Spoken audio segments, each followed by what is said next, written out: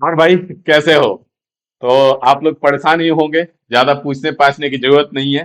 सादा सीधा मुद्दे पे आते हैं कि ग्रुप डी का एग्जाम का क्या होगा। क्या होगा? होगा एग्जाम या नहीं होगा? सारे मुद्दों पे बात करेंगे, स्टेक क्या हुआ है और क्या नहीं हुआ है। तो जहां तक हमको जानकारी है वो सारी चीजें आपको डिक्लेयर कर देंगे, ठीक है। बाकी एएलपी साइको का रिजल्ट जो है वो आपका बहुत जल्द देखने को मिलेगा। लगभग लगभग हमको जहां तक आशा है कि इस महीने आपको देखने को मिल जाएगा। ठीक है ना। अब आते हैं हम इस मुद्दे पे कि हमारा एग्जाम जो है क्या है और क्या नहीं है। तो आपको पता है कि रेलवे जो है भाई साहब, रेलवे ने सब कुछ छोड़ छाड़ के अनाउंस किया कि भाई साहब हम एग्जाम जो है 17 नवंबर से एग्जाम को स्टार्ट कर रहे हैं। ठीक है, स्टार्ट कर देंगे प्यारे लाल। लग जाओ तैयारी में, समय दे दे रहे हैं।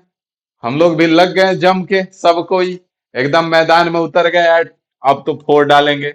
सब कोई मैदान में उतर गया और सब कोई लग गया। जो भी बच्चे थे वो जो सो रहे थे वो भी लग गए, और जो शिक्षक लोग भी थे वो भी लग गए।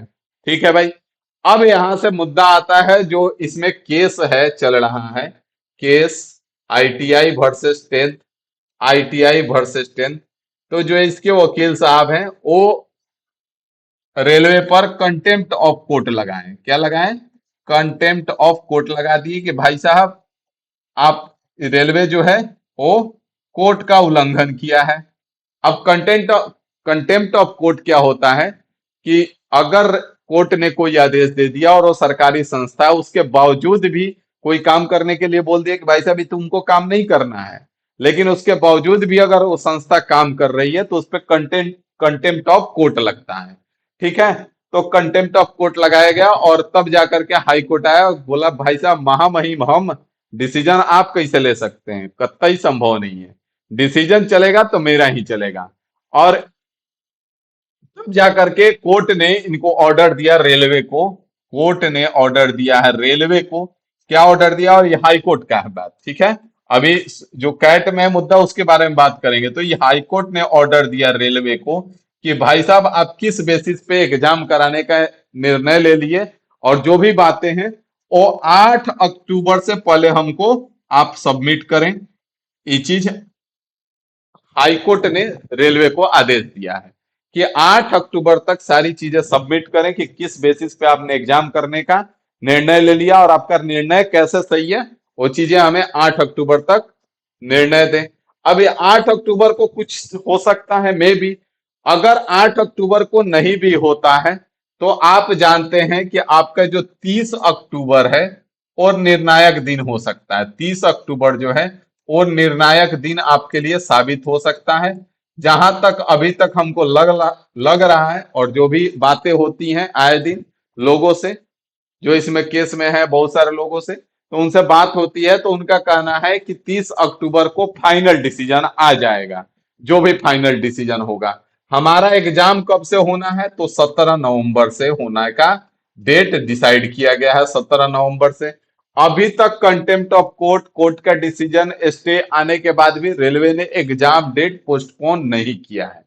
उसने ऐसा कोई नोटिफिकेशन नहीं डाला है कि हम 17 नवंबर से एग्जाम नहीं लेंगे। उसने अभी तक वही नोटिस को जारी रखा है। तो भाई साहब अगर 30 अक्टूबर को कैट जो है इसका फाइनल डिसीजन दे देता है, फाइनल डिसीजन दे देता है, फाइनल डिसीजन अगर आपको दे देता है तो आपका एग्जाम चांस बनता है कि 17 नवंबर से हो जाए। क्यों? क्योंकि रेलवे बहुत दिन पहले इन्फॉर्म कर चुका है। और रेलवे कहेगा कि हमारे पास, क्योंकि रेलवे डेट अनाउंस कर दिया, एग्जाम कंडक्ट कराना है टीसीएस को। टीसीएस इसके लिए तैयार है क्योंकि इसके पास कोई एग्जाम नहीं है, ये भी खाली बैठा हुआ है।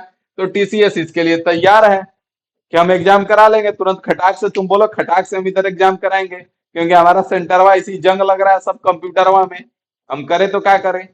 एसएससी भाग गया है हमसे, एसएससी बेवफा निकला। तो यहाँ पे टीसीएस के पास कोई काम नहीं है, रेलवे ने डेट अनाउंस किया, टीसीएस तैयार कि भाई हम एग्जाम ले लेंगे। अब अगर कैट का फाइनल डिसीजन आ जाता है तो रेलवे कहेगा कि भाई साहब हम तो आपको निर्णय दे दिए थे कि हम एग्जाम लेंगे, और 30 अक्टूबर से 17 नवंबर तक आपका 17-18 दिन का समय है। इतने दिन में एग्जाम कंडक्ट हो सकता है क्योंकि क्वेश्चंस वगैरह सारा चीज रेडी रहता है, और ये सारा काम टीसीएस का है। ऐसा नहीं है कि भाई रेलवे इधर व्यस्त रहेगा तो इधर कौन करेगा। तो एग्जाम कराने का काम आपको भी पता है कि टीसीएस के अंडर में है। टीसीएस इसके लिए तैयार है, टीसीएस के पास सेंटर भी अवेलेबल है और अभी कोई एग्जाम भी नहीं है। तो टीसीएस खाली बैठा हुआ है तो ये भी कहेगा कि हम लवारिस काय के लिए बैठे रहे, एग्जाम ही कराओ, इसका काम है एग्जाम कराना। तो ये एग्जाम हो जाएगा। तो अब करे तो क्या करे सर, पढ़ाई करे कि अभी सोए 30 अक्टूबर तक? तो भाई साहब अगर आप तैयार हैं कि सर अगर कल एग्जाम ले लेगा तो हम रिजल्ट ला देंगे, तो अभी आप आराम से सो जाइए, ठीक है, आराम से सोइए, कोई दिक्कत नहीं है। लेकिन अगर डाउट है कि अगर सर अभी से पढ़ेंगे तो 17 नवंबर तक तैयार हो जाएंगे और अगर नहीं पढ़े तो फेल हो जाएंगे, तो भाई साहब रात दिन एक करके मेहनत कर दीजिए, ठीक है, ताकि 17 नवंबर तक आप तैयार मिलिए। अगर एग्जाम हो जाता है तो आपका रिजल्ट आ जाएगा, अगर नहीं होता है तो उसके बाद आप थोड़ा सा रेस्ट मोड में आ जाइएगा, रिवीजन चालू कर लीजिएगा। लेकिन अभी आप आराम मत कीजिएगा, क्योंकि ये जो आराम है ना आपके लिए हराम साबित होगा। तो इसलिए आप लोग से यही विनती है कि आप जान लगा दीजिए और कुछ करके दिखाइए, ठीक है ना, ये ऐसे करने से कुछ नहीं होगा। बात समझ में आ गया? तो चलिए फिलहाल आपके लिए यही सूचना था जो कि हमने आपको दे दिया। मिलते हैं अगले वीडियो में अगली जानकारी के साथ, अभी के लिए इतना ही रखते हैं। Thank you, bye bye.